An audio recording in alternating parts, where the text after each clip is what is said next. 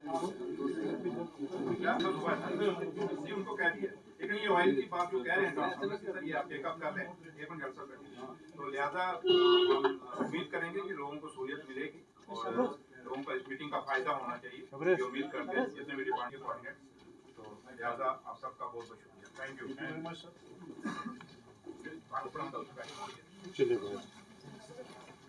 जम्मू से थे और ड्यूकॉम जम्मू से थे और कश्मीर से भी, और सारे ऑल डीसीज कुछ वर्चुअल थे, कुछ यहाँ थे, और जो पीडब्ल्यूडी डिपार्टमेंट है, मैकेनिकल वगैरह सारे डिपार्टमेंट्स को हमने ये जो, क्योंकि अब मौसम थोड़ा सा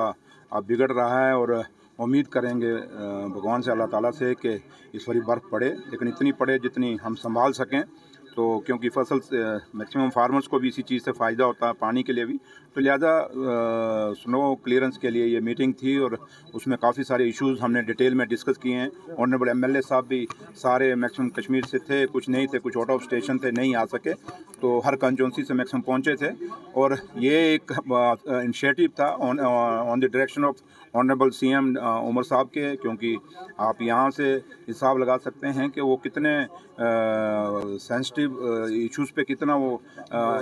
इन्वॉल्व हैं, और वो क्योंकि उनको पता है कि आज दरबार जम्मू में है और यहाँ पे लोगों को हम अकेला नहीं छोड़ सकते, तो लिहाजा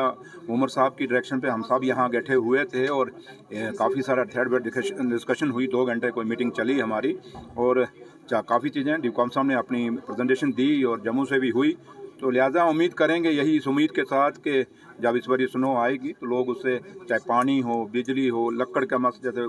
फायर वुड है, उसके लिए जो भी सब हर लिहाज से कोई तकलीफ़ कश्मीर में या जम्मू के अंदर भी जहाँ भी बर्फ़ पड़ती है जिन डिस्ट्रिक्टों में, वहाँ कोई उनको प्रॉब्लम नहीं आएगी। तो लिहाजा डिप्कॉम साहब ने जम्मू से भी और यहाँ से कश्मीर से भी उन्होंने भी अपने रिस्पॉन्सिबिलिटी ली है और ऑल डीसीज ने भी ली है और ऑनरेबल एमएलए साहब भी सारे जितने हैं। कहने का मतलब यह है कि गवर्नमेंट जो लोगों की चुनी हुई सरकार है, we are on the toes, और हम उम्मीद ये रखेंगे कि